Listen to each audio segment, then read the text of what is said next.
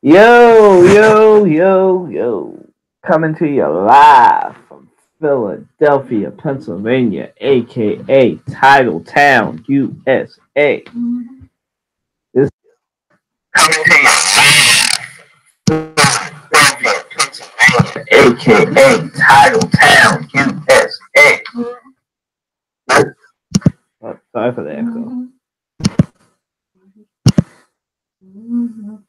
But anyway, y'all gotta excuse that noise in the background. But anyway, we are right here.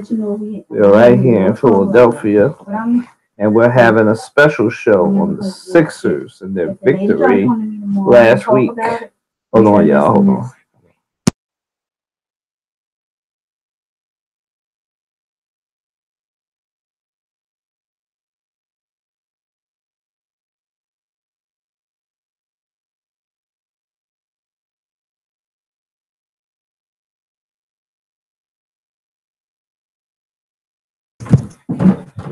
Hey, sorry, y'all. Sorry.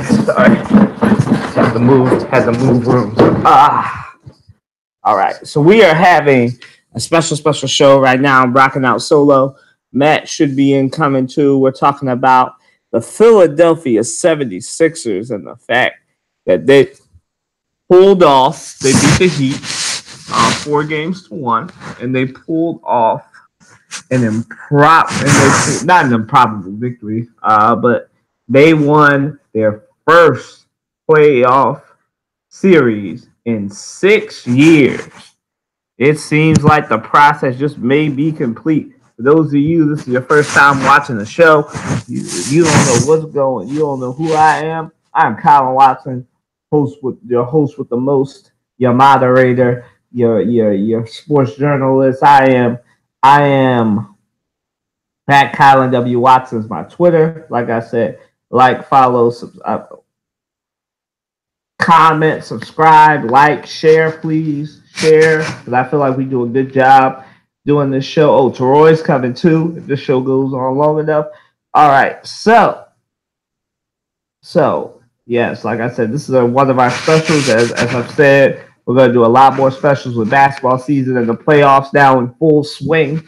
We're definitely going to do more specials, definitely with the main to support the main podcast, which is on Saturdays at 1:00.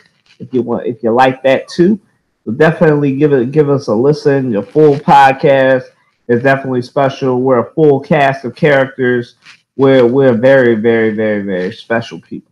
But anyway, so my reaction to the Sixers winning their first playoff series since 2012. I gotta be honest with y'all guys. Matt has called me out before, and he's not here, but he'll play back the tape. Matt has called me out before for my lack of faith in the Sixers. I'm gonna be honest, y'all. When the season started, because of Joel Embiid and his very injury-prone body, I thought, all right, he'll play like 40, 42 games. We'll have a semi-good record. It's all downhill from there. I didn't expect Ben Simmons. I expected him to have a good season, but I didn't expect him to have a great superstar-like season like this in his first full year of NBA basketball. And he's just come out and proved me so wrong. Like, so wrong. This team has done a good job of making me, obviously, I'm from Philadelphia. I'm a big believer in the Sixers. Not going to lie, big believer in the Sixers. But I didn't. I was just happy. I'm gonna be honest. I was just happy with the Eagles winning the Super Bowl, and if no other team did good the rest of this year, I would have been happy just with that. But to see the Sixers not only get to the playoffs, but actually win a series and beat a shell of themselves Miami team. Man, it was great. They came out like gangbusters, showing that even though this is a young team, this is a hungry team. Like, I was one of those people. I've said it on this podcast, well, not on this podcast, but on the main podcast before. I had the Heat. Not the Heat, the Sixers in 5 games. And I feel like had the Sixers been at full strength, with Joel Embiid had played had started in the playoffs, had started game one last week, I feel like we would have swept the Miami Heat because that's just how much better with both of our superstars we are than the Miami Heat. And I'm happy for the Sixers. I really am. I wrote an article about this on WatsonSportsTakes.com. Definitely check that out. Again, that's WatsonSportsTakes.com, and it's titled "Here They Come," because the Sixers really did a very good job. I mean, they had a game during this series where they turned the ball over 27 times. And earlier in the season, it just shows you the maturity of this team. Because earlier in the season, they would have folded. They would have lost 27 turns. They would have lost the game, gotten blown out, and just went away like a dog with his tail tucked between his legs. But they kept fighting. And I was so proud of the Sixers. I was so proud of Ben Simmons, who was adjusted to the rough style of play that the Heat were dishing out. I mean, they must have thought that we were a finesse team, but Ben Simmons really picked it up. He was going down, swinging and everything, and Joel Embiid coming back really was the spark this team needed. So my reaction to the 76ers winning their first playoff series is this. Man, if that's just one playoff series, so you could just imagine the Sixers are showing, first off, Brett Brown is showing that he's a great coach. Hats off to him. Secondly, this team will go, I'm going to make a bold prediction. This team will go as far as Ben Simmons and Joel Embiid will take them. So you know what? I initially said Eastern Conference Finals for the Sixers. But I'm ready. I'm ready to say right now at 8:44 p.m. Eastern Time on Thursday, April 26, 2018. I'm ready to say it. The Sixers are going to the finals. They're going to, if the Cavaliers make it or the Raptors make it or the Pacers make it, they're going to beat whichever team in 5 or 6 games. They're going to do it in 6. No. Let me change that. Let me not be too bold. They're going to do it in 6 to 7 games, beat the Raptors, the Pacers, or the Cavs, whichever one makes it to the Eastern Conference Finals. They're going to beat them in 6 to 7 games and then go on to the finals where hopefully they'll get a good matchup with either the Rockets or the Warriors. And I'm not ready to make my finals prediction yet. But right now, my 2 finals participants, Sixers and Warriors. The battle of Philadelphia teams. So that's my prediction. The Sixers have made me even more of a believer than I already was. My reaction to them is this team is ready. Here they come. This team is ready. They're ready, and they're showing me an adaptability, and they're adapting. And in the NBA playoffs, you adapt or perish. And they're showing me that they can adapt. And I didn't think that was possible for the Sixers to adapt. But like I said, Brett Brown did a great job coaching. And it's amazing to see the coaching job that he did. I mean, phenomenal coaching job. Coach of the year, phenomenal coaching job. All right, so moving right along to the next one, which is a great segue. So are the 76ers going to be doomed by their lack of playoff experience? As I just said, this team will go as far as Ben Simmons and Joel Embiid will take them.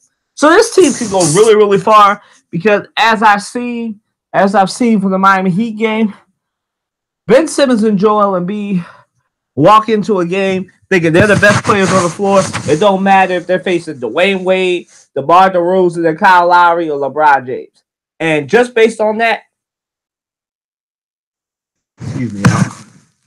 just based on that, I'm saying that until it's shown to me that their lack of experience is going to come back and bite them, I'm saying that the Sixers are an adaptable team. Like I said just a couple minutes ago, they're showing an ability to adapt of a veteran team. Like you see veteran teams adapting as fast as the Sixers did, but the Sixers show an ability to make adjustments at halftime. Brett Brown shows the ability to make adjustments at halftime, and really just like his counterpart Doug Peterson. Like they're both tacticians, and I can't be mad at it. I mean, I've had podcasts where I thought that if Brett Brown didn't do well this year, that he should be fired. Well, like I said, he's proven me wrong, and I'm a man that I can admit when I was wrong. Brett Brown is a great coach. And maybe, like I said, I've said on this podcast, Matt has said it, not on this podcast, but on our main podcast. I'm sorry, I'm going to get it right. On our main podcast, I've said it before. Matt has said it too. The Philadelphia 76ers, if they play their cards right, could be the San Antonio Spurs East. Because they're built that way. They have their two main foundations right now, or four main foundations, Dario Saric, Markelle Fultz, Ben Simmons, and Joel Embiid. Granted, we have to see Markelle Fultz in the full season next year, but if Markelle Fultz can be everything that... Oh, what's up, Matt? If Markelle Fultz can be everything that Ben Simmons and Joel Embiid are next year, then the Sixers are going to be a problem. Will their lack of experience come back to bite them? No, not yet. All right, Matt, go ahead and reintroduce yourself if you're ready and you can talk. Your reaction to their first playoff series win, and then do you think that their lack of experience will doom them in the next couple of rounds? Go ahead, Matt. First, let me introduce myself. For those who know, oh look, Trey showed up. Um, I am Matthew Maxwell Redhorn here, actually in Louisiana, and I did see that game online on the NBA app, and from what I've seen is as far as that win is concerned, um, what we just saw was a defensive team. This is the Spurs 2.0. That's what we see. And if it's going to come at the bite them in the butt as far as inexperience is concerned, no, I don't think so. It's a possibility, but as long as they are coached up enough to know what's going on and what's ahead of them, I don't see this team really losing as far as inexperience is concerned. We are seeing a very balanced team. We're seeing a more defensive team, and this is we're watching basically the Spurs of the East, only with more offensive firepower. This team is very fun to watch, and as the way the East is shaping up right now, I mean, I believe at this point right now, the Sixers are that formidable team to look out for coming out of the East. Now, as far as Stephen A. Smith's making a prediction, bold prediction as to the Sixers going to the finals, I can see that. I can actually see that because of how Simmons is playing, how Embiid is playing. I mean, JJ Redick coming down in the stretch, especially he's your best free throw shooter, and watching all these other guys.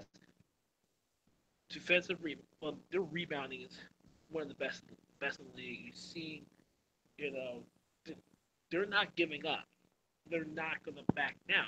They want to answer the bell, answer the call when the moment is there. So I know Dre has been very, very, very critical of Brett Brown, but down the stretch, you have to admit this team is being well coached down the stretch, is particularly at this point in the postseason.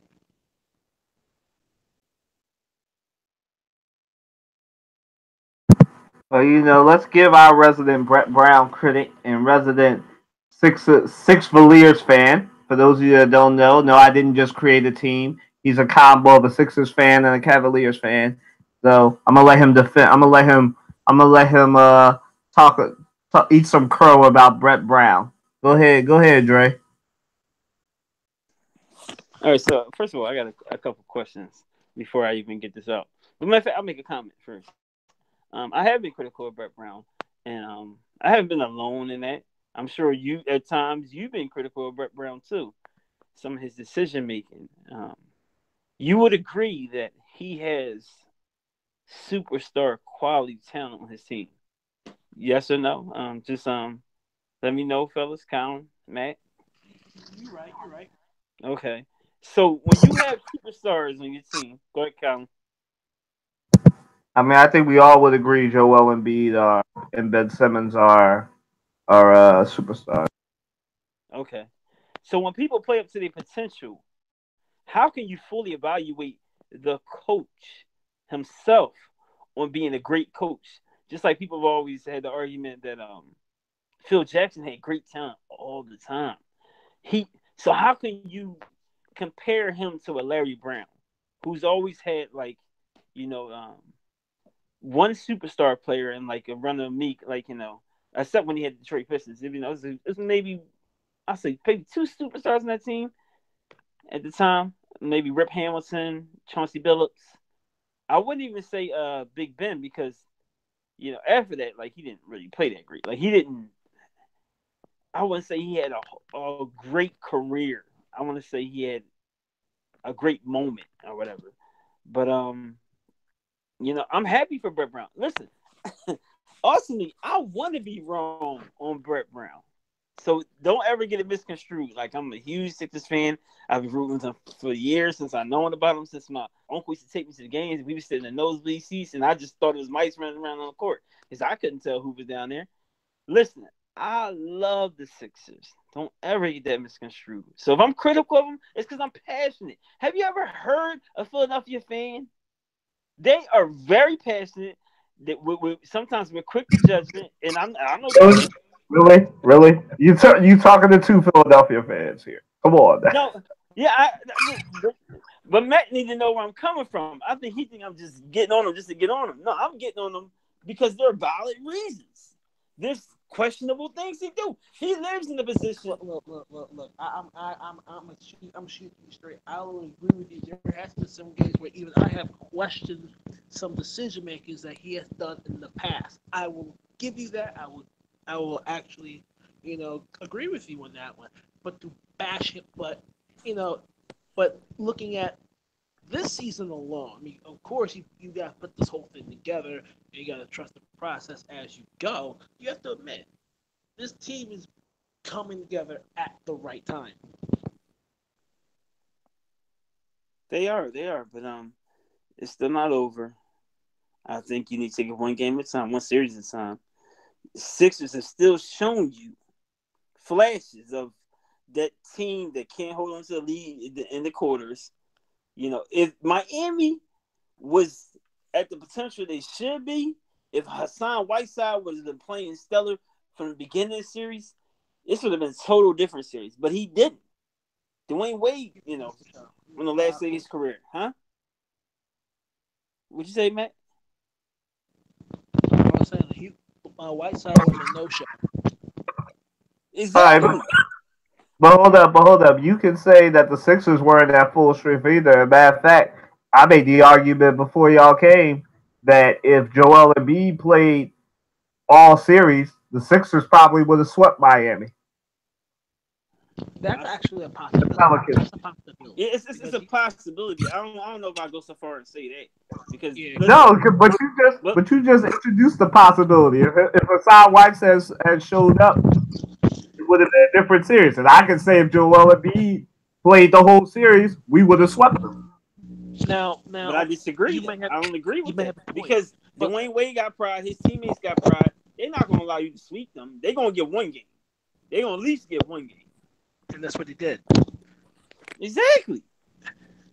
So But anyway, but also if after this, you know, Dwayne Wade being Dwayne Wade, if um I say if Whiteside showed up for that series in some capacity, it would have gone to six, but he did not. He would have possibly went to six. And if Joel Embiid played all 4 games or all 5 games, it would have been a sweep. I'm just saying.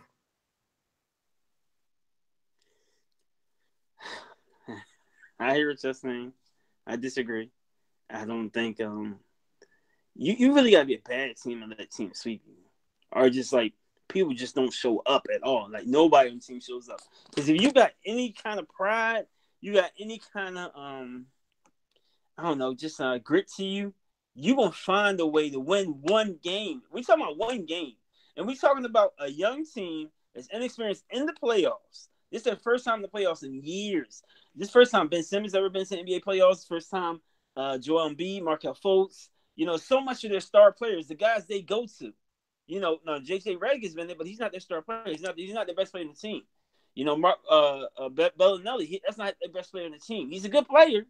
Don't get me wrong, but he's not the guy they're gonna look to get 30, 40 points. That's not them. Y'all gotta come to a realization with that. So, you know, that's all I got to say, man. Because I'll be going. I mean, listen, we understand that they're not the best player, but what I'm saying is this, right? But let me take your argument because I disagree with it because your last statement of if you got some pride you can win one game. Let's take Matt's new hometowns team, the Pelicans, right? Would anybody have said the Pelicans, especially as they were constructed? He only got one hometown, and if he disowned his hometown, he'll never got to come back. Hold up. Now, if the Pelicans, and we all know the backcourt, the superstar team. I mean, y'all missed that playoff prediction podcast, but I was the one. Amina was the one that said that the Pelicans would win that game, would win that series in about 7. And I said the Blazers would win in about 6 games because I didn't think that, because I thought that just like the last time they were in the playoffs, I knew Anthony Davis would show up, but I had no faith in everybody else on that team. But lo and behold, Anthony Davis shows up. So does that boy Drew, and so does Rajon Rondo, and the three of them overpower the Blazers. Now, I don't think anybody would say that Damian Lillard and CJ McCollum don't have pride. This is more about the Sixers. But since we're just going based off your thing, I wouldn't say that Damian Lillard and CJ McCollum don't have pride. I just think that they ran into a buzzsaw, which was the Pelicans, who, just like the Sixers, peaked at the right time, came together after the Boogie Cousins injury, and peaked. Now, does that mean I'm picking them to beat the Warriors come this weekend? Heck to the no. But, like I said, it's not. So if they wound up getting swept, just taking your argument, Andre, I'm never going to say that you don't have pride. I'm just going to say that sometimes, just based off the matchup, you can get swept. And that's what happened to the Blazers. They got swept, ran into a buzzsaw. I'm never going to say they don't have pride. But, you know, you just run into a buzzsaw, and sometimes the matchup doesn't favor you. And unfortunately, I don't think anybody saw, unless one of y'all had, like, future vision, I don't think anybody saw Drew Holiday and Rajon Rondo shutting down both CJ McCollum and Damian Lillard in 4 games. But that's exactly what happened, you know?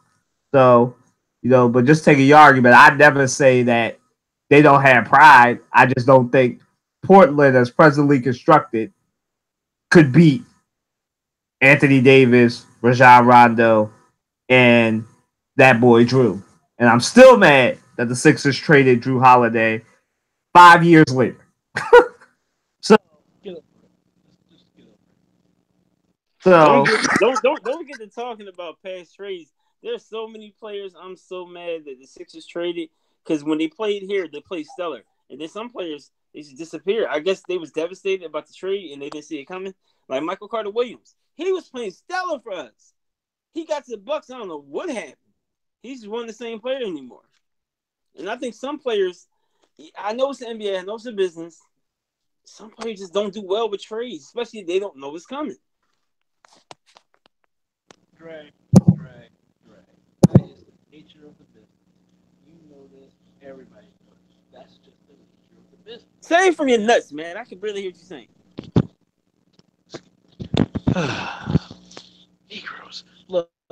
It's the nature of the business. You know it. I know it. Everyone knows it. It's just the nature of the business.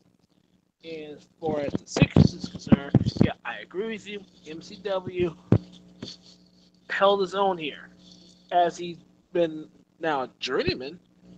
He's just a serviceable point guard. That's it, unfortunately. But you can't sit here and blame, you got blindside by Trace and everything else. You gotta do what you gotta do based on the team that you gotta play for and play up to your capacity and your ability. I can do whatever I want.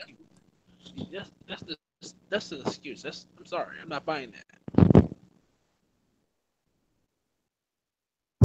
All right. So let me make one last comment, and then I'm gonna say this. I'll leave it alone. So you telling me that individuals aren't different, and that you don't have to handle every situation different because it should just be one blanket statement or one blatant action for everyone, and that's the best way to handle stuff. You got to handle LeBron James differently than you would handle Carmelo Anthony. The same is true for other players. So that's all I'm saying. No, we get it. We get it. All right, good discussion. Good discussion as always.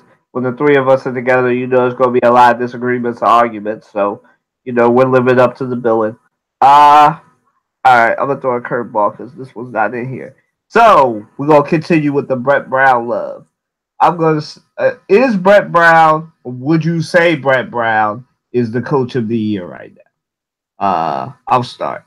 For me, like I said earlier, before these two came in, I'll just repeat it. Brett Brown is showing me, and I was like Andre. There were a couple of podcasts where Andre, Matt, and I both, or Andre and I at least said that if I know I said it, I don't know if he said it, but I know I gave it this year because Brett Brown's contract expires this year. So I know I gave it this year, and I said that I know Matt remembers me saying this over the summer. Last summer, I said that if Brett Brown couldn't coach this team up and get them to the playoffs or somewhat close to the playoffs, I said he needed to be fired and the Sixers needed to hire Mark Jackson. That's exactly what I said, or somebody of that ilk. I remember saying it. I know I said it. And like I said, I'll eat some crow and say I was completely wrong.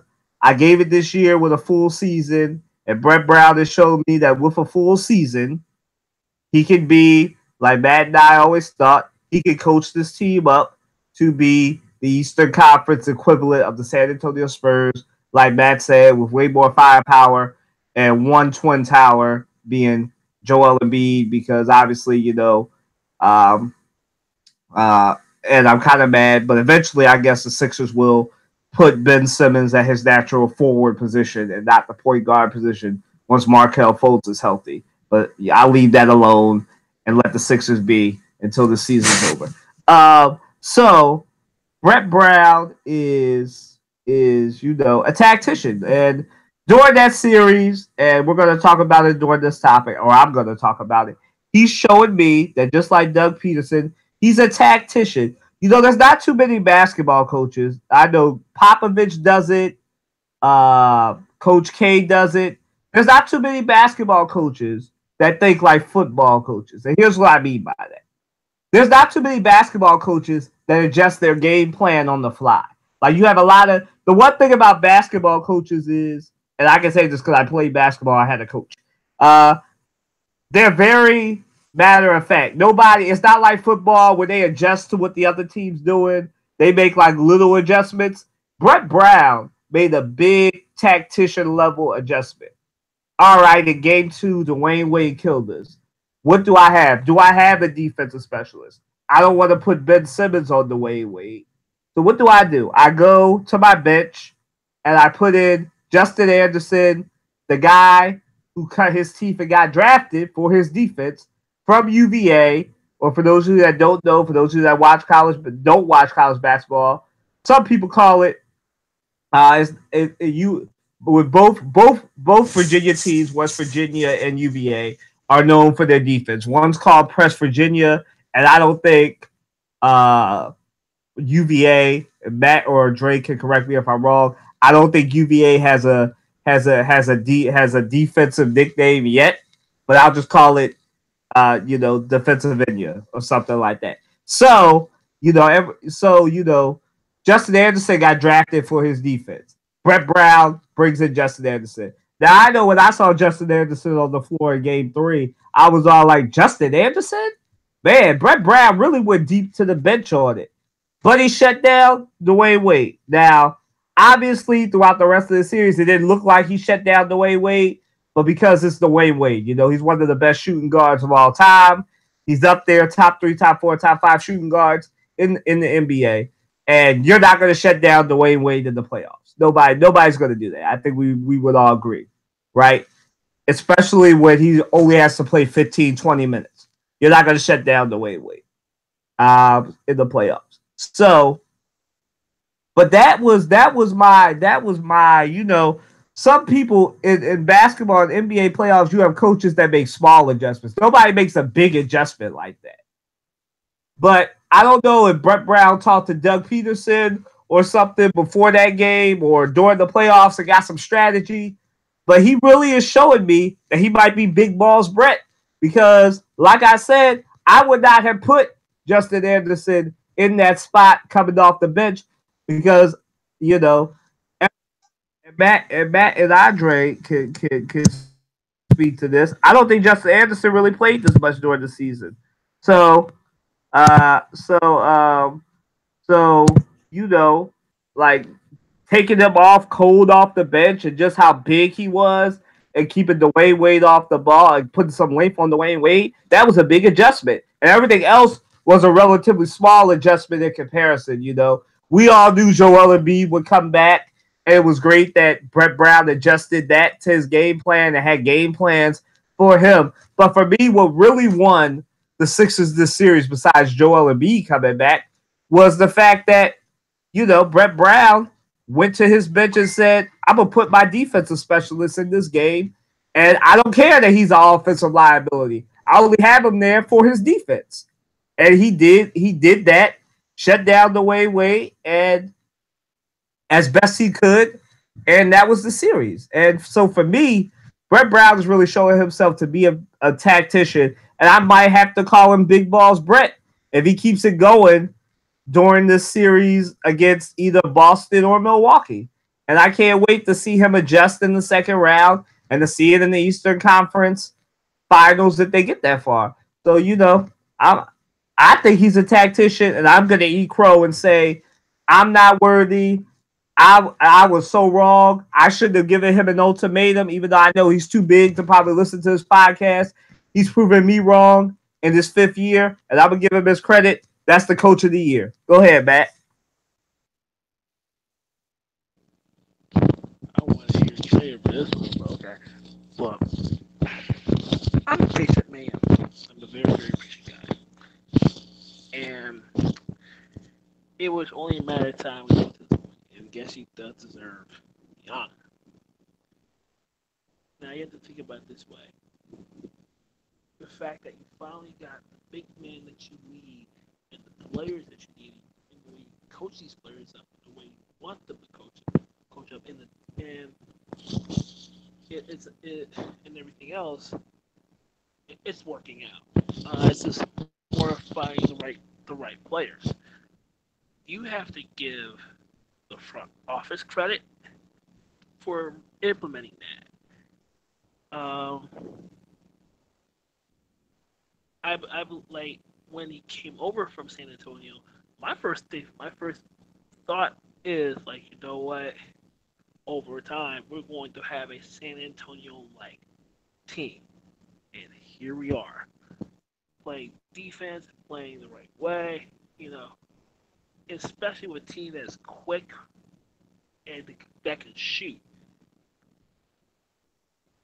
I believe that. Even if he doesn't get the honor, just to put him in the consideration of the matter is something to be highly praised about. However, with that being said, he should be considered as such. Now, me personally, but this look, if he wins the award, he doesn't. However, at the end of the day, he has put this team together, and they're clicking, playing with all cylinders right now. Even when Embiid was out, the offense didn't stop, defense didn't stop. The way they played may have changed a bit, but it was a different dynamic. But they still found a way to win games. Yes, they still need to learn how to close games. They got better at closing games out. But the only thing they still need to work on is taking care of the basketball, um, making better shooting decisions. Aside from that, this is a big improvement from last year and the last few years, and I think the Sixers should redo that contract, redo his deal, or give him a new deal or something because this is only beginning. It's getting better.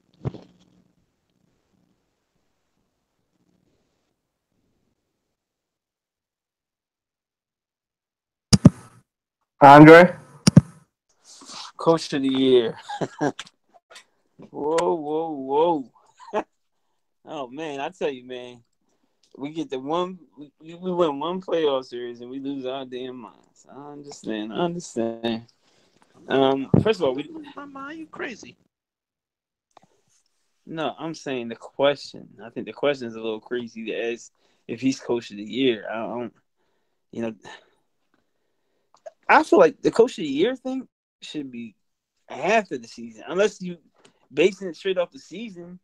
You know, if you was basing it straight off the season, I still want to give it to Brett Brown. You know, I always would give coach of the year to whoever got the best record in the league. You know, because unless I seen something in another team where like this dude really took this team far, and like you can't discredit it. Like he really had nobody to see. Like so many players got injured during the season and all this other stuff. And don't give me that Joel Embiid crap because I don't want to hear that he was injured during the season. They still had Ben Simmons. They still had listen. Squad was still nice without Joel Embiid. You know, a lot of teams would die to have the Sixers squad without Joel Embiid. So anyway, let's get past that part. But if you had listen, I already answered the question. No, he's not coach of the year. I would give it to the coach of the Houston Rockets, who is let me look it up. I forgot who the coach of the Rockets is. But they got the best record. They're making the most to me, you know, they're doing everything they're supposed to do. And more. And I didn't think they would do this well this season. So the Sixers are listen, don't get me wrong, they are exceeding my expectations. But you know, it's not like they swept the Miami Heat. You know, they didn't start playing really well until the end of the season. Now they like say if Brett Brown would have been playing as good, his team would have playing as good as they are at the end of the season, in the beginning of the season, all the way throughout, then yeah, I'd hands down give him coach of the year.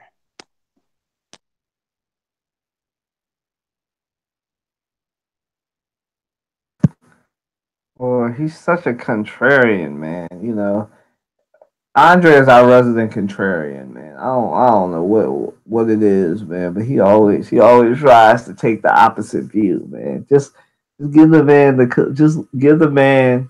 Listen, listen. Like I said, not too many people make big adjustments like that, bringing on Justin Anderson and stuff.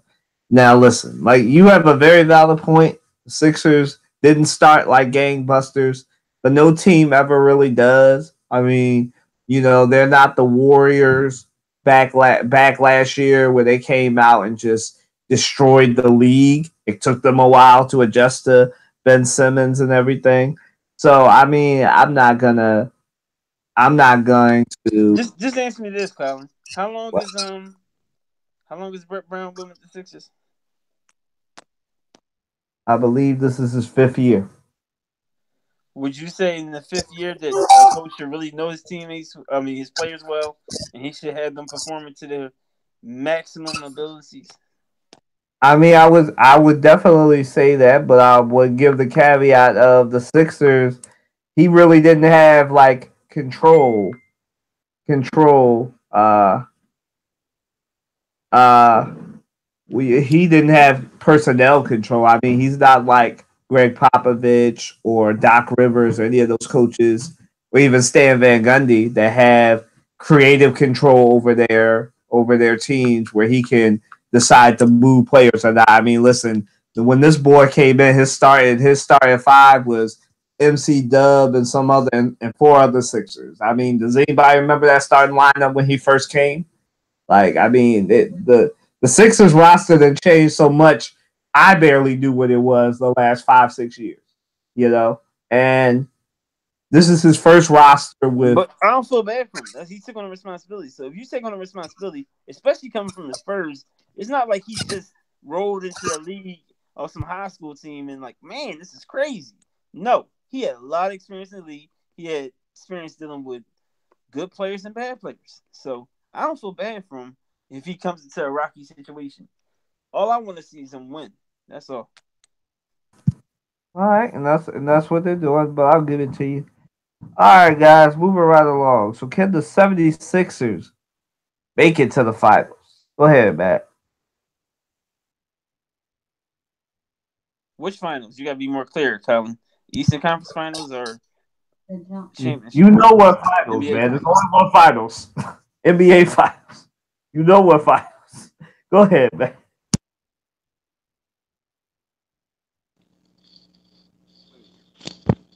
Are you asking me that this team is going to the NBA Finals?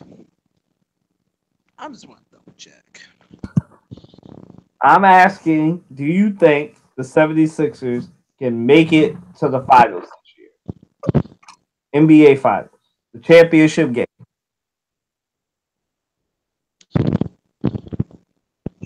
You telling me you weren't paying attention? I said it earlier. I'm going to say it again. Based on the situation, based on the circumstances, based on what it is in the East, yeah. Why?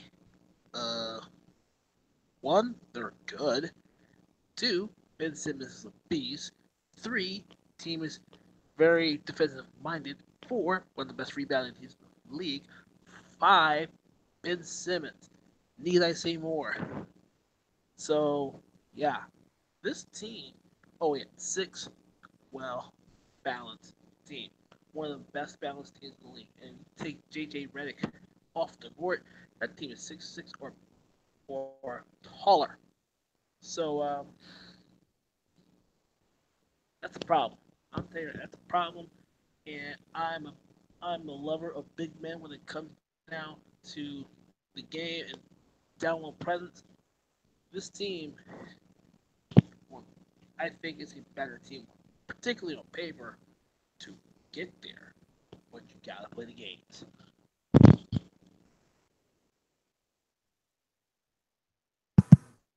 Listen, you know what I'm saying. Do I even need to answer the question? Or do I just say, you know what I'm going to say, then just stop? Listen, I love the Sixers. I do, but I'm so... Listen, you always got to take it one step at a time. Like, I understand we want to be hopeful. Our hopes are high. Question straight up. Yes, sir. No, they're not going to make it to the finals. You know, they're not there yet. They just got into the playoffs. Like, the competition is going to get better. I don't think they can get past Cleveland or Toronto. I think they can get past Boston, but I think it stops there. And matter of fact, I don't know if they can get past Washington. It depends what Washington team shows up.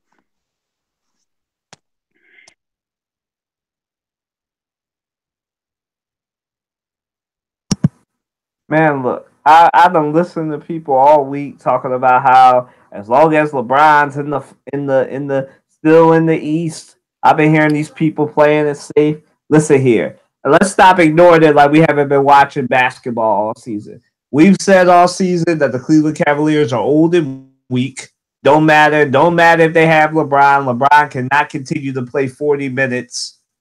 And I don't. Let me tell you something. LeBron does not have a good draw to get into the Eastern Conference Finals because I still believe that Pacers series is going 7 games.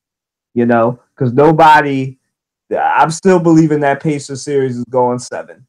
Uh, I'm going to believe that that's going to go 7, and then he's going to face a very, very tough and very, very defensive-minded Toronto team that I feel. I disagree. I think LeBron's been in the league long enough. He's played enough playoff games to know that it's important to close it out right away because all it's going to do is make the road to the finals even harder. It's go. Listen, it's going 7. I'm gonna stop both of you. I'm gonna stop both of you right now. Right no, it ain't. No, I'm gonna stop both of you right now in a second because I gotta address this. Evidently, I got a boatload of LeBron lovers here, and particularly people who is a fraudulent Cavalier fan.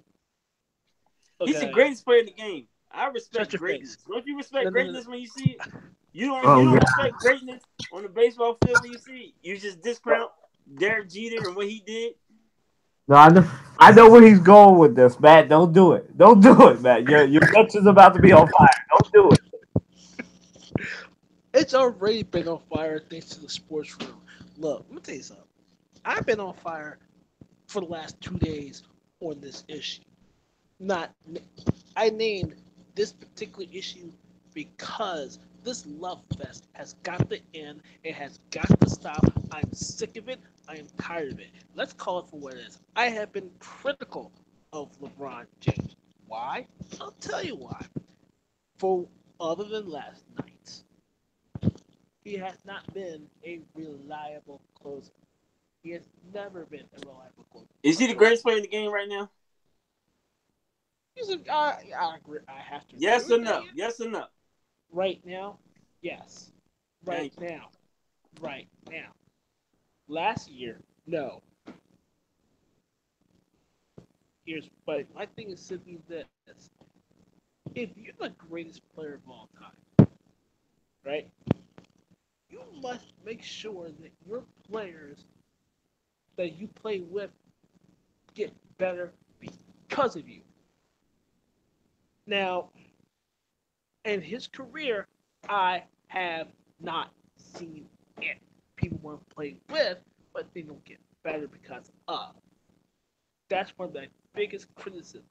Now, people can sit here and compare Jordan to this man. And it's unfair. Stop it. It's killing me. It's nauseating. It's like, it makes me want to puke. It makes me want to... I agree with you on that, man. I think you shouldn't compare LeBron and Jordan. I think it's apples and oranges. I think that it is. To me, to be honest with you, Michael Jordan, I think nobody's better than Michael Jordan, to be honest with you. There can only be one. I think a lot of fans are desperate to find the next. There will never be the next. Okay? There's only be one. Kobe, one Jordan, and look, I'm sorry. LeBron's game is not predicated on what Jordan does. In fact, James is predicated game to AI. So I don't know where the heck this stuff comes from. This LeBron love has got to end because if these fans take the rose-colored glasses off their no, the love don't have to end. The love always goes on. The hate got to end. So if you hate what we loving, I hate what you hate. How you like that? Look, no. See, this is where it gets messed up here. You gotta take the glasses off. You can never listen, man. You can never kill love with hate. You can only kill it with more love. Period. You can't wipe out darkness with more darkness. You got to bring the light, baby. Look.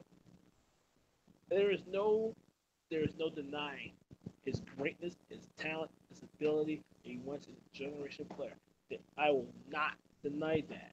You've never seen a player ever live up to the hype that he had since high school.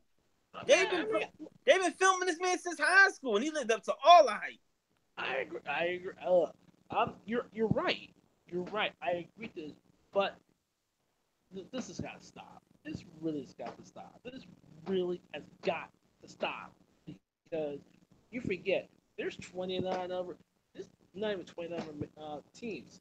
It's the fact that it's just one man, and it's like, come on now, this is stupid. This and like I said, my criticism is he does make his players better, but not as better as or what Kobe did. Albeit it is what it is, or even what Jordan did with Paxson, Kerr, even Bill Cartwright, Horace Grant, Scottie Pippen. The list goes on because players around him got better because of. And that's been my biggest criticism. It's like, okay, I don't see it. Where's like even where's Tristan Thomas?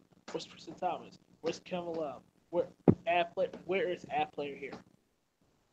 I mean, look, it's one thing to take the game over, but you can't carry a game for 48 minutes for a 4-game series. I mean, for a 4-7-game series. It's just doesn't work that way. So, Matt just bit. Go ahead. I'm sorry.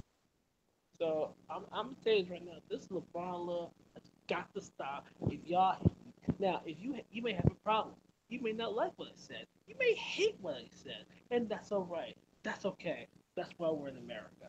That's why we have debate. That's why we have arguments, and that's why you hit me up a small red horn on Twitter. And please, you can dispel your grief. I'll listen, I'll read, but I'll tell you exactly how I feel about it because my criticism, and along with others, is valid. The man cannot is bona fide closer. I'll be honest with you. If I would say, okay, who do I want 5 seconds left, game on the line? In reality, honestly, LeBron's like further down the list. Honestly. If you really want the top 10, he's number 8. That's just being nice. Say what you want. This love fest has got to stop.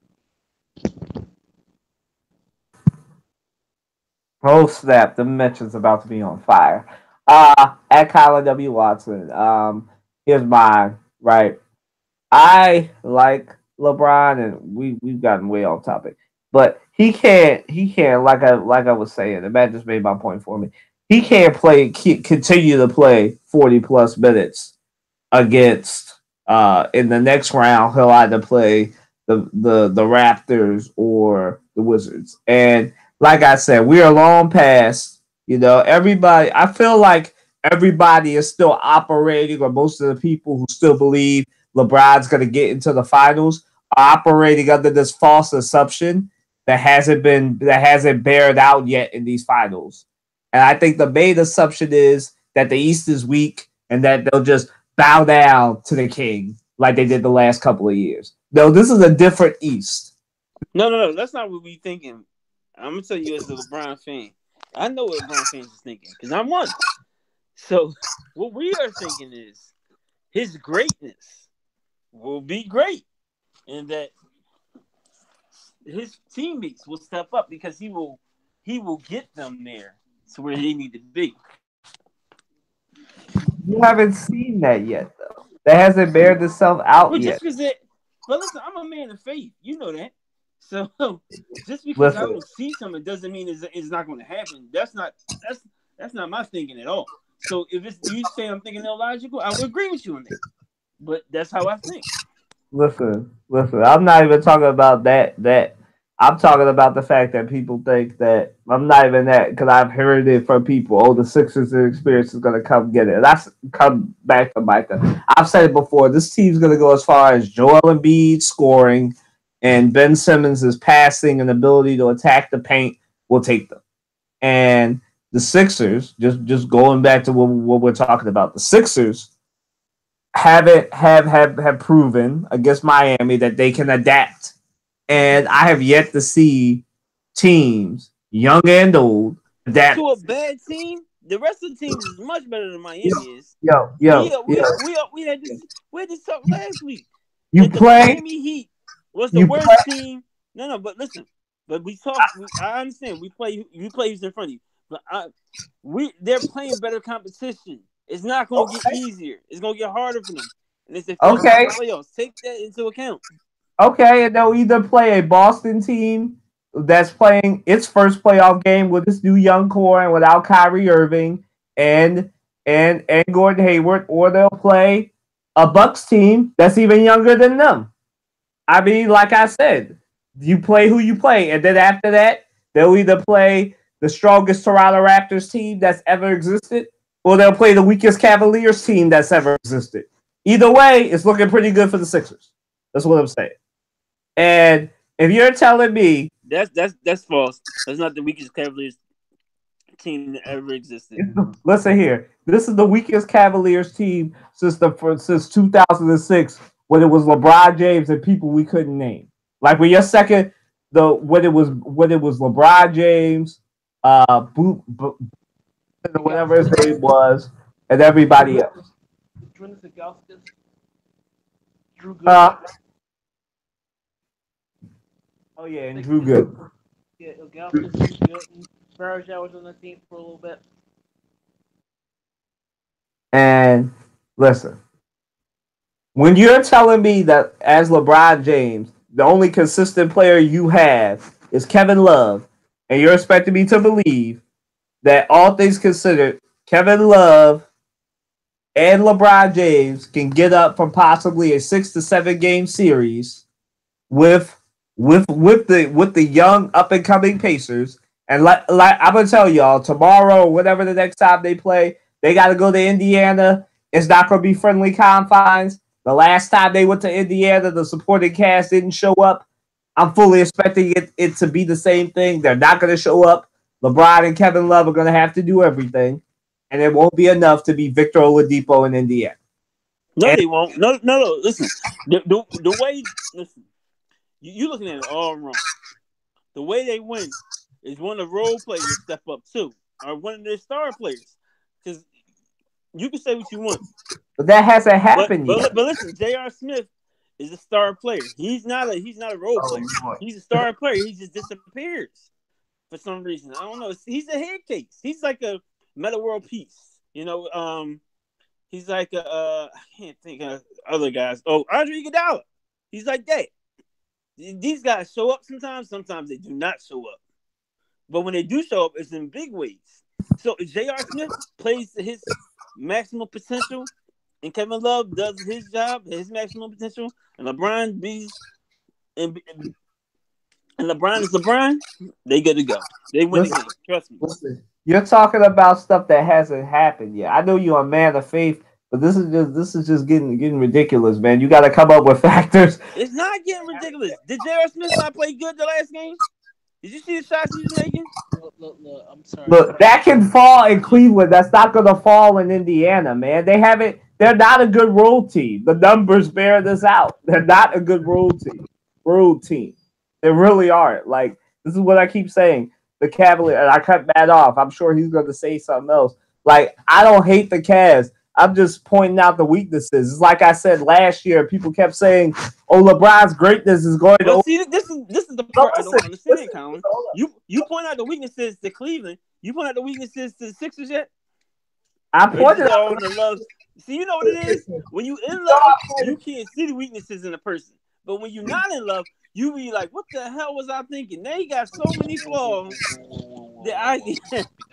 Stop it there. If you have, I don't think you have paid attention, because I know what I said. And I pointed out these weaknesses about the Sixer team. I said Colin. I didn't say Matthew Mack. We both have, man. Do you listen to the podcast or listen to me? I said the Sixers play lackluster defense sometimes. I've said that they turn the ball over way too much, and they've cut down on the turnovers. The one outlier being that 27 turnover game. But that's a big if. See, I was trying to get you to go back to that point so we could talk about that point. Listen. They consistently turn the ball over way too many times. They consistently lose big leads when they should just keep their foot on the gas. Didn't the Cavaliers blow? The Cavaliers have been blowing leads all series, though. Everybody been blowing leads. The only team that hasn't blown a lead was the Pelicans. Like, we're talking about teams. All these teams are blowing leads on both sides of the conferences. I'm talking about all these teams. We focusing on the Sixers right now. Stay on task. Listen, I'm staying on task. The Sixers blow leads. So does everybody else. Like the Sixers' weakness is the one main weakness the Sixers have is they turn the ball over too much. We've said that. All right, they turned the ball over 19 times. They turned it over 27 times. Last game they turned it over about 8 times. There's no. This is basketball, man. There's no perfect game. There's no team that doesn't turn the ball over a lot. But also, you have to think. Look, now I'm not saying perfect. I'm just saying take all this into account and stop getting so hype about the Sixers going to be right in the finals. Like y'all saying it like there's nothing. wait. First of all, I got a question. Actually, two. One, what side are you on? Are you a Sixer or you're a Cavalier? Because let me tell you something. This is what's weird. Like, again, I'm gonna go back to LeBron love. A lot of LeBron lovers are going to stick to the fact that LeBron will make everything right. And to Colin's point, anybody that knows the game, I'm a Sixers particularly fan, the season, but I'm a realistic okay. fan too. How many times has LeBron been in the finals in the last couple of years? Just tell me those facts. No. Don't give me your opinion. Tell me the numbers. Listen, you hit me with the numbers, then we can have a conversation. But don't tell me what you feeling or what you think you saw in the regular season. I don't want to hear nothing about no damn regular season. Listen, the playoffs is the playoffs. It's a different animal. Hold up, man. Y'all, you keep saying the regular season don't matter, but it bared itself out last year that the Cleveland's defensive weakness came back to bite them last year. It'll come back to bite them this year. They don't play defense, man. Right. Like we're not lying when we say, "Yo, Cleveland don't play defense." Like they don't play defense, man. Like, all right, listen, you can get into a shootout with Cleveland, and Cleveland will probably beat you because remember, I don't know, but yeah, you can get in a shootout with Cleveland. But if you watch the last two Sixers games versus Cleveland, you notice the Sixers clamped down defensively.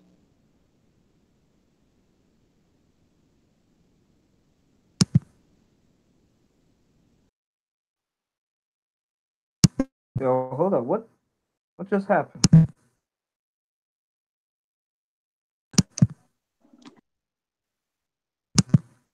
What happened to y'all? I don't know what happened. It just said call Eric. I thought you kicked me off. I was like, he got really tired of me.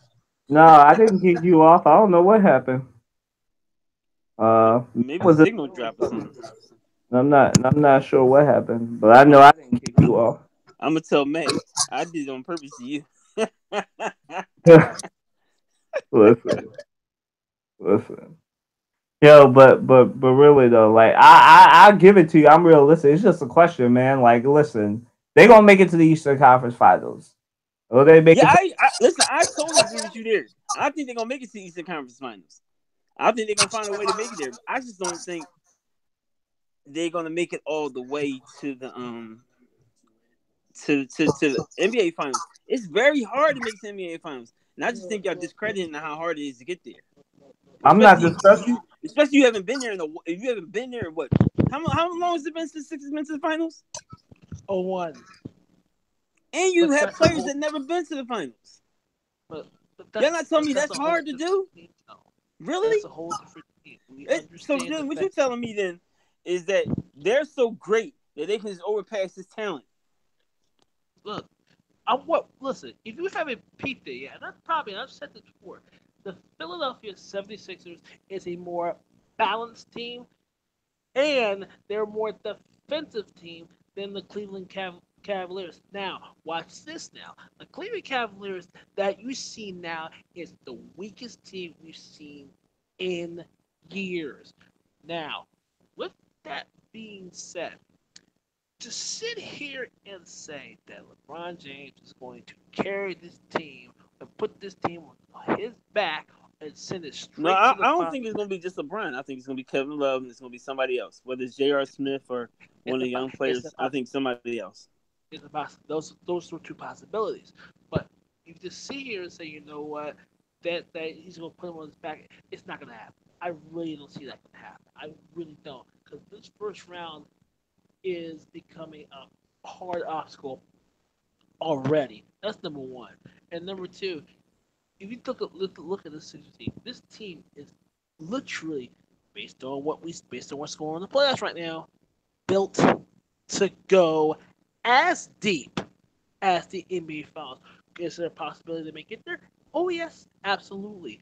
How, but with that being said, anything can happen. Yes, it is true. The playoffs is a whole different animal.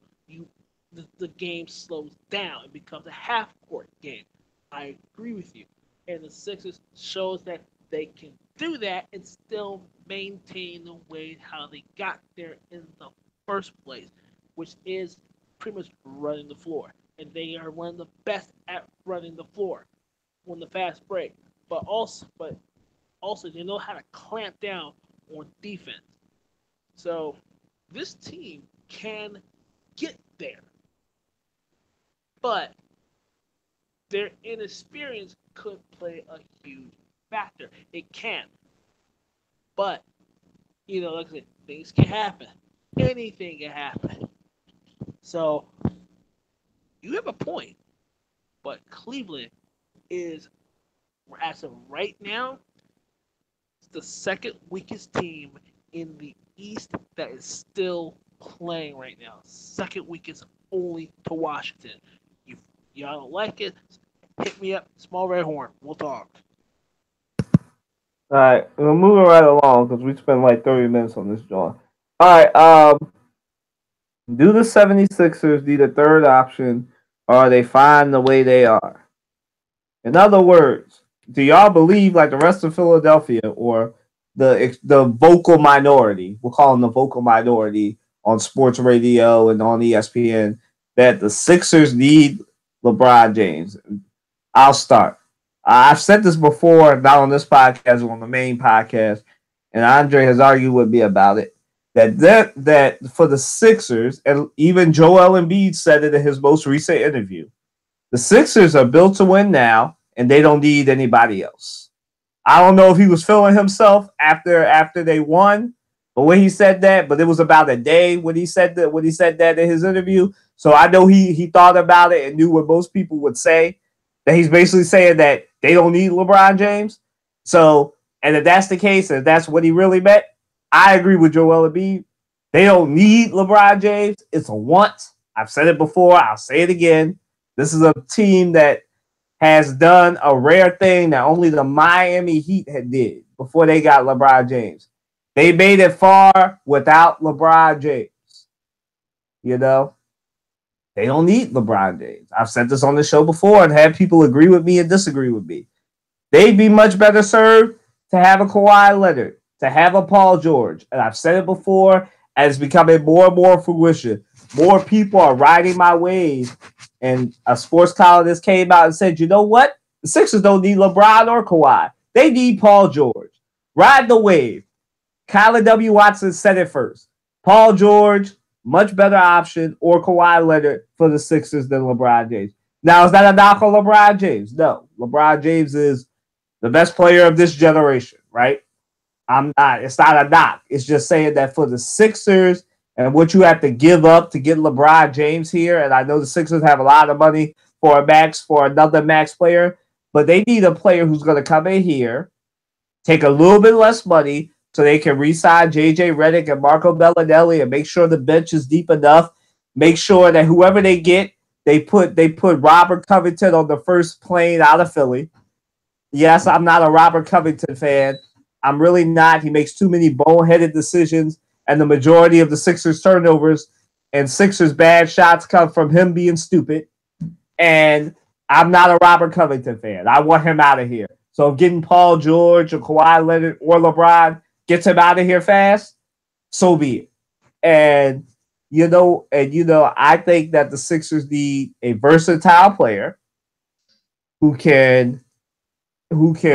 has a consistent jump shot, doesn't have to be in the paint, isn't a one-dimensional player, and that does fit LeBron James too. But for the Sixers right now, they need somebody who's going to come in here and they won't have to trade the whole farm like the Cleveland Cavaliers did to get to get LeBron, got Sixers on the brain, and blow up their future for LeBron. Like, this is a team that's built to dominate for the next 10 years. You get LeBron James, you built for about as long as the last legs of his career is going to last. And I like LeBron, but you have to sacrifice a lot to get him. And I don't want the Sixers getting rid of young talent, getting rid of picks to have a short-term goal. This is a team, just like the Eagles, that's built for the long term, built for the next 10 to 15 years, not built for the next 5 to 10. I need 10, 15, 20-year range for the Sixers. And right now, that's what they need. They need a Paul George or a Kawhi Leonard. For me, LeBron's a want, not a need. Go ahead, Matt. Oh, but to answer the question before Matt goes, yes, they do need a third. To me, they do need a third option, but I don't think the third option needs to be LeBron James. Go ahead, Matt.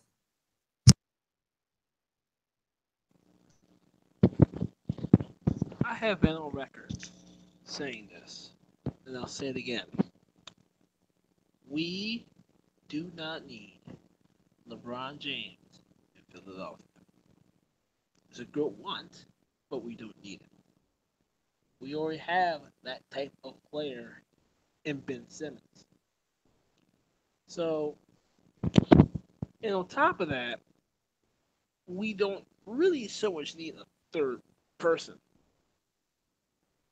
I would say I would honestly wait another year to see what Markelle Fultz do.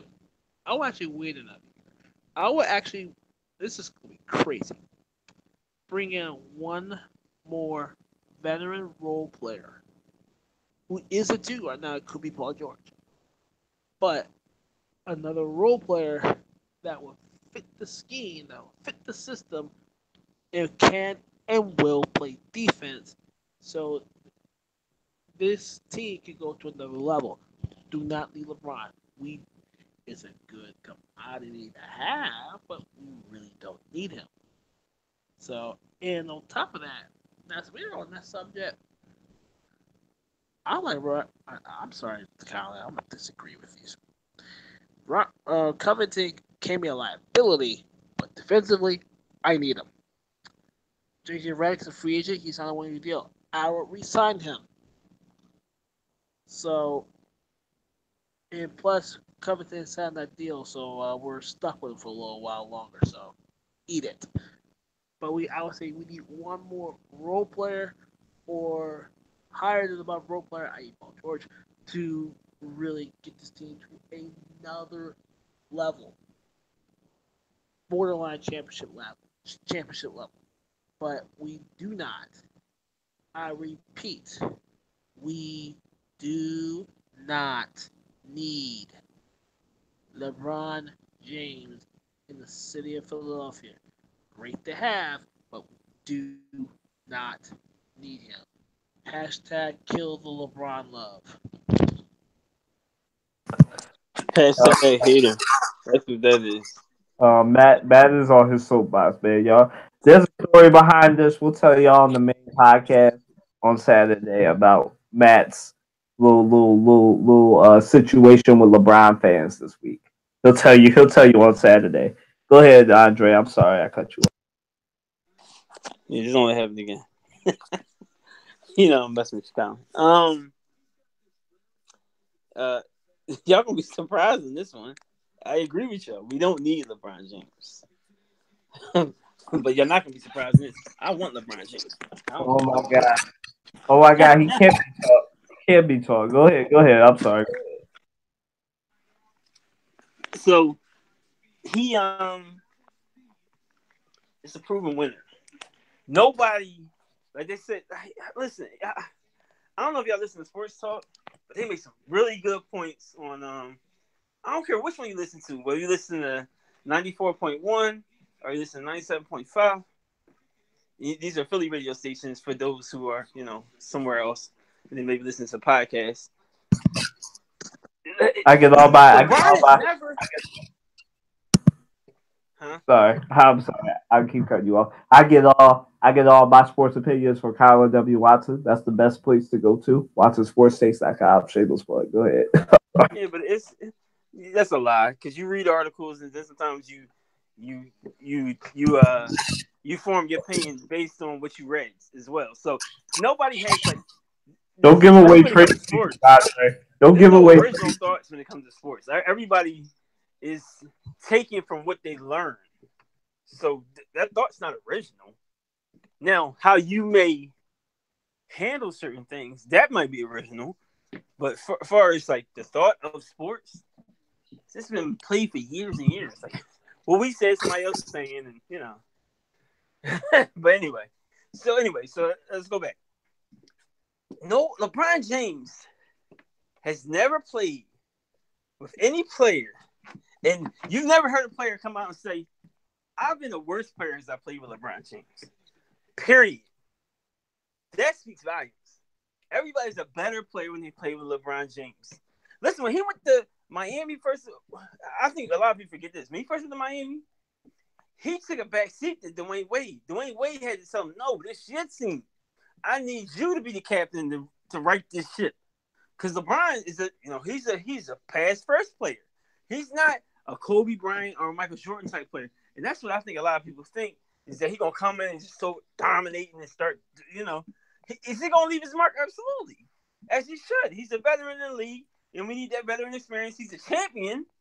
So we need a champion. We need a 3-time champion on our team. MVP in the league, always in the conversation, always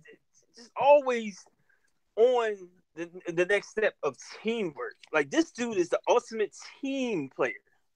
I don't know any other player that bought all these teammates suits because he wanted them to be on one accord. He wanted them to think right. He wanted them to let them know we got to set a representation that we mean business. So that's psychological. Like he's such a psychological player. If you ever heard him talk, he breaks down the game like, oh man, so beautiful, man. There's nobody in the Sixers doing that. Period. I don't care what you say. Even Brett Brown. Brett Brown don't have the intelligence that LeBron James has. It's one thing to be a coach, but it's been another thing to be a player, be on the floor, and you actually put your hard work and sweat into winning games. So I think it would be awesome if he could get here. Now, at the same time, am I going to be disappointed? Yeah, I'll be a little disappointed, but I'm not going to be upset if he doesn't come. But I am going to be upset if it's like, yo, he could have came if somebody just made a call or if we pushed a little bit. But I agree with y'all as far as we shouldn't give up too much to get him because he is going to be a free agent. Now, if he want the max money, of course, he earned it. You play players what they worth. You be the most craziest person in the world if you told any player in the world to take less money. Get it while you can, especially if you earned it.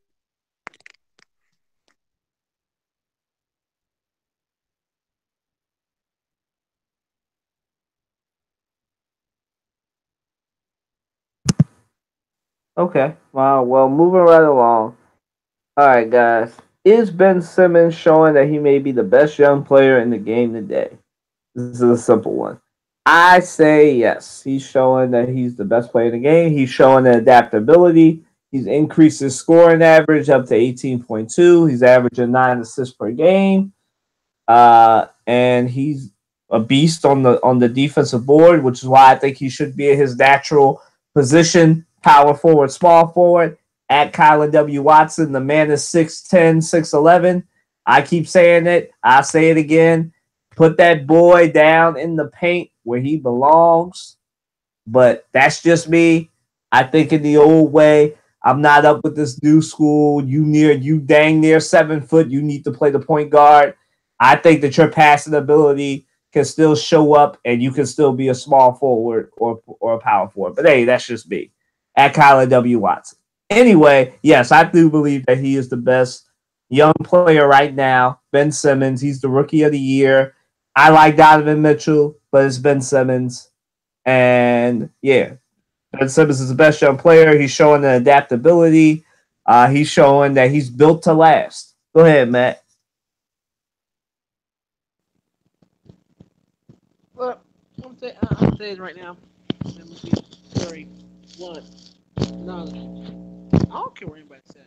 Ben Simmons is rookie of the year. He's my rookie of the year.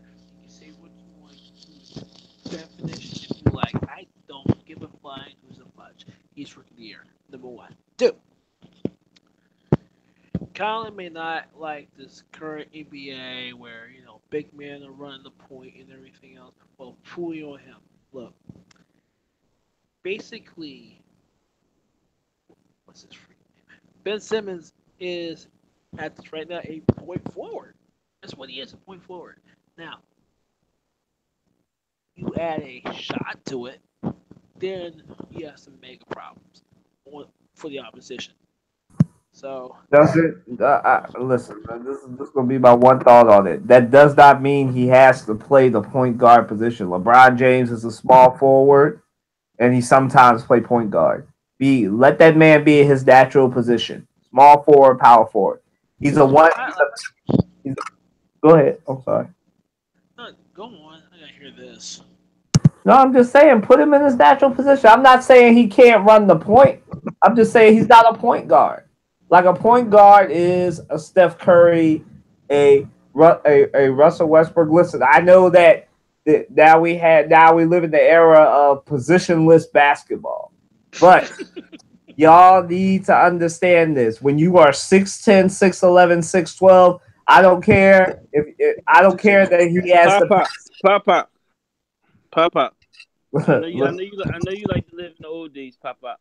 But listen, shut up, change, yeah. change is the only thing constant, pop pop. So Listen, sometimes, listen. pop pop, pop pop, pop pop, pop pop. Your son is talking. Hold on. So listen. Sometimes the game Oh my. evolves. Okay. And I need you to evolve with the game. Stop sticking with these olden times because they don't always work.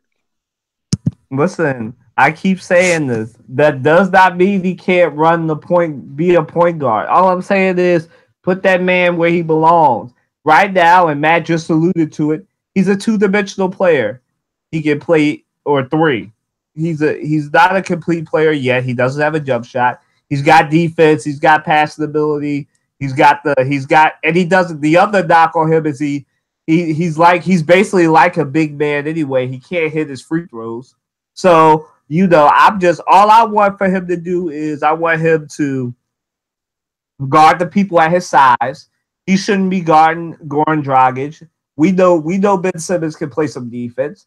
He needs to be on the big man. Like when they next series, if they end up playing Giannis Antetokounmpo or Jason Tatum, I expect him to be on Tatum or Antetokounmpo. I don't expect, as we've seen the last time, Covington cannot check Giannis Antetokounmpo. I like Robert Covington. I know he's a defensive specialist, but there's just some people he can't check. I expect Ben Simmons using that near 7 foot frame on Jason Tatum, on LeBron James, and on Giannis Antetokounmpo because that's his next matchup. And eventually, if they get there, I expect to see him on DeMar DeRozan too. I don't expect to see his 6'10", 6'12" frame being wasted on Kyle Lowry. I don't like it. I want him. Colin Watson, if you say 6'12", Sorry, sorry, more sorry. time. Dang near 7 foot frame. I need him where he belongs, playing people his size. I like him. I think he can play defense. I've said it. Ben Simmons is a defensive guy. I like him. I just want him where he belongs. He can play the point guard. I'm not saying he can't be the point guard. All I'm saying is Brett Brown needs to put him on the people his size. Next series, he's either playing Jason Tatum or Giannis Antetokounmpo, and then in the series after that, he's either playing his mentor or he's playing DeMar DeRozan. I need him on people his size. That's all I'm saying. He can run the point guard position. I just think the man should be in the paint sometimes. That's all I'm saying. I feel you on this one, but here you go. And Dre's making my point a little more. He is a multi-dimensional player. Yes, he is. And you should build your team around that because pretty much that man can beat you in so many different ways. Like I said, the only thing he needs to develop is a shot and his 3 point and his free throw percentage to be improved. That's the only thing. Other than that, I mean, he is a once in a generation player, and we've seen players current informer saying the same thing. I'm watching it, you're watching it, we're all watching it, and it was like, you know what? This guy, this Aussie, this Australian guy. I mean, yeah, he's from LSU, and he not only he can play, but he has turned a lot of heads, pissed people off, and taken names. So rookie of the year, yes. Cornerstone in your franchise, absolutely. So that's where I stand on it. Bottom line.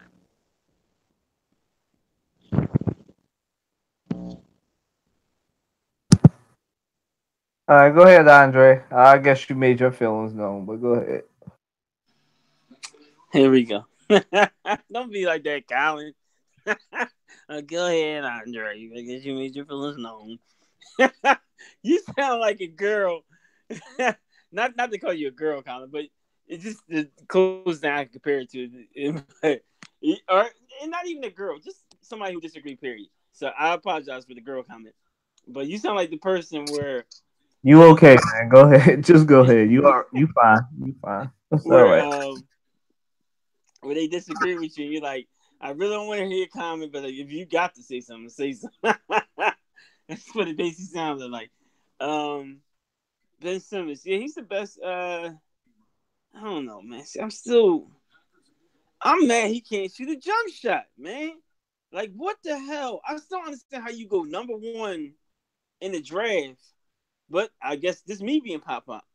Um, if you can't shoot, like shooting is to me that's like the fundamentals of the game. It's one thing you athletic and you once in a lifetime player, like you got the ability to see the game when it's passing or just to understand, you know, movement and just how to get your own shot. Well, not even get your own shot, how to get to the basket. That's what he does because he's scared to shoot. That's another thing. Like, yo, how you scared to shoot? Cause are you serious? So no, he's not the best player. He's not the best young player in the game. I take it back.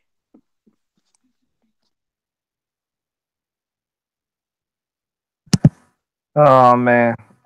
We just gonna move along because we've argued that enough. We talked about are the Sixers the team to beat in the East. We talked about that. I think the only person whose opinion I haven't heard on that is Matt's because we talked. That was a question from last week. Matt, are the Sixers the best team in the East? Andre and I already argued this last week, so we'll give it to Matt. Go ahead, Matt.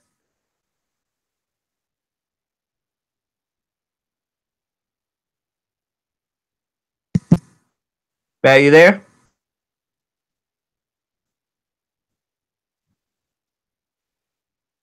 Hmm.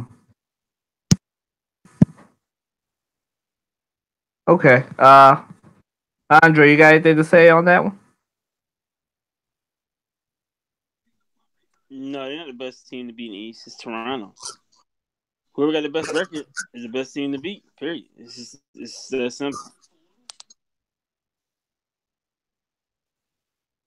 For once, I can. There's something I can actually feel you on. I can feel you on that. Toronto is a really good team. That's like I said earlier, they're one of the best built teams. I feel like they're built to do what they haven't done in a while, which is beat the Cleveland Cavaliers, and they'll get their chance next round probably.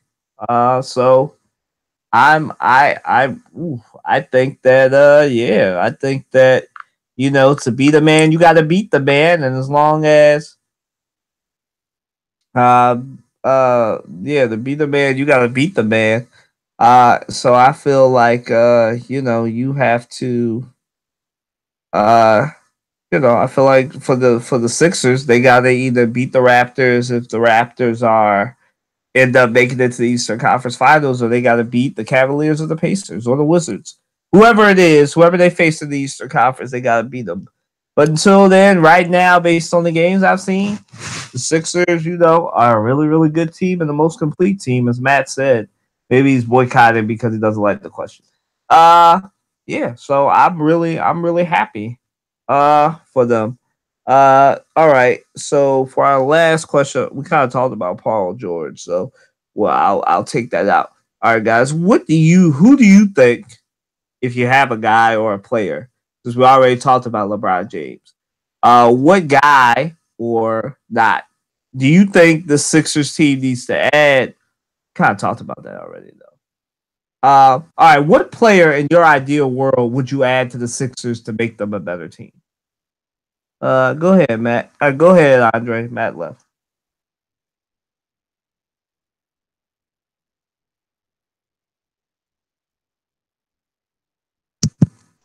My fault, Colin. What's the question again? Say it one time. I said, since we already talked about Paul George, I'll leave that one alone. What player would you add ideally to the Sixers? Other than LeBron James, you said? Well, yeah. So we already talked about LeBron and Paul George. So what in your perfect NBA, whatever. What basically it's the same question. What do you think the Sixers are missing? I guess would be a better way to ask that question. Go ahead. Well, I think we talked about this too. It's that 15-7 that shooter, that mid range shooter. The guy that can get his own shot anywhere on the floor. Because we already got 3-point shooters that spread the floor. We need that mid range guy. He get his basket anytime he needs. We don't really have that. And that's what Markelle Fultz was supposed to be, but he hasn't played long enough with us or in the season period to be ready to go for the playoffs. That's why they're not playing him, because like he basically would be in the way. He be good coming off the bench during garbage time, as we all know. When we up a couple points and he gets his development that way. But to put him into a high paced game and we need him to execute like right away, that's unfair to him, to be honest with you. You don't want to go 0-60 in the NBA playoffs. You're gonna crash. It's only but so many miles you can drive so fast. You got to slow down. You got to pace yourself. If I put you into a buzz machine or whatever, like y'all like to say, like without any experience doing it, I'm setting you up for failure. So we need somebody who already has experience in the playoffs, somebody who's a vet. So I like Paul George. I think he'd be a great fit. I wish I could say Carmelo Anthony. He's just such a ball stopper, man. Like, dude, he don't make his teammates better. Paul George makes his teammates better. I would have to really look at the free agents. I'm trying to think who else. Or even like, I don't really want to trade nobody. Like, cause like we got such a good nucleus. Trading people is going to break up that nucleus. So I would just say Paul George. Yeah, I would just say Paul George. I can't. If I think of somebody else, I'm gonna come back to it.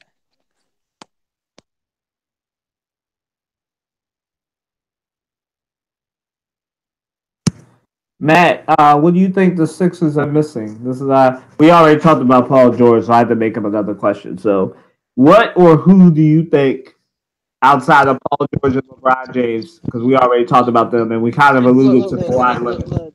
We already talked about this. Either Paul George, Kawhi Leonard, or somebody not named LeBron James. I think we already covered that. We do need a two. Oh yeah, Kawhi Leonard. That's the other person. A 2 or 3. That's all we need. So, other than that, we're good. We need 1 or 2 more veterans to fill this roster to take it to the next level. I think I've said my piece on that already. Yeah, you said the key with the veterans. No rookies. We need somebody already experienced in playing the playoffs and going deep to the playoffs or whatever. All right. Well, I said my piece, and I know Amina's going to kill me for this one. But a player that we have not talked about, who's not a free agent until next year, but I think that the Sixers can trade for and won't be that expensive, or might be that expensive, but we probably wouldn't have to give up much other than some picks. Klay Thompson. I feel like we're a Klay Thompson away, and he matches everything that both of y'all just said. So I think we could add Klay Thompson, and I think just Can we like afford him? hmm? Can we afford him? He probably gonna want a max deal. No, he's not a free agent. I'm saying he's somebody that you can trade for right now because he's on like the last 2 years of his current deal. So you could definitely trade for him. But yeah, so that's somebody who we don't really talk about because he's not a free agent this year. But Klay Thompson, because Kawhi Leonard's not a free agent, we have to add him by trade too. So Kawhi Leonard or Klay Thompson, yeah. So yeah, that was our Sixers podcast. Matt just reminded me that we got to get out of here because the draft is going on. Even though the Eagles picked last, there's some interesting stuff. Expect that to be covered on Saturday. I want to thank the guys for coming out. I know it's Avengers Day at midnight or earlier, depending on your showing. So definitely, hopefully, talk about. Oh, we won't even talk about it, but I know it's a big thing going on this weekend. Plus, I can't wait to see it. Yes, we're all outside sports fans. We're all huge nerds, so we're definitely all going to mark out for that. I don't know if Matt's going. I don't know if he has I don't know, but we're all excited about that. But yeah, I can't wait to see it either. Wakanda forever. I even hear some Wakanda fans. I think they just want to see the people from Black Panther. I think Marvel has done a great job in adapting the Black culture now because they did such a great job with Black Panther. People want to see Black Panther no matter where they at. That's true. Very true. All right, y'all. But we're going to get out of here. Enjoy the rest of your night. Enjoy your draft weekend, your Avengers Infinity War weekend, and your second or third full weekend of NBA basketball. I want to thank Matt. I want to thank Andre. Matt left to go catch up on the draft. Peace out, y'all. Have a good weekend. Deuces.